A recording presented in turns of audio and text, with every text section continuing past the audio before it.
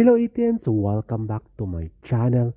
Grabe no, ang SB19 na yata ang pinakasikat at pinakamatagumpay na Filipino singer sa buong Pilipinas at sa buong mundo.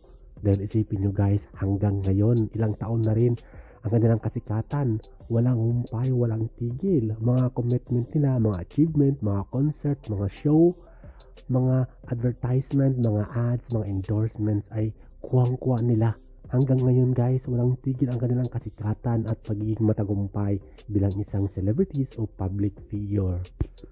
Ang daming mga ebidensya na sila talaga ang most bankable singer ng Pilipinas, hindi lang sa Pilipinas kundi sa buong mundo. Lahat ng concert nila sold out, mapalokal, international at sa ibang bansa man, tulad na lamang ng Canada, Australia, Japan, Dubai, Amerika at lalo na sa Pilipinas.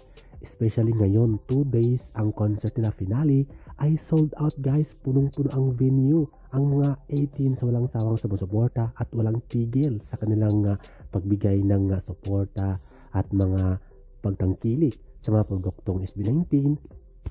Mga merchandises nila, mga produkto ay talaga namang sold out din. Concert, mga shows at ang daming endorsement nila guys sa Pilipinas. At pinasok na rin nila ang international music scene, mga music chart. Ito na nga ang bunga ng sakripisyo at paghihirap ng ating boys para matupad ang pangarap.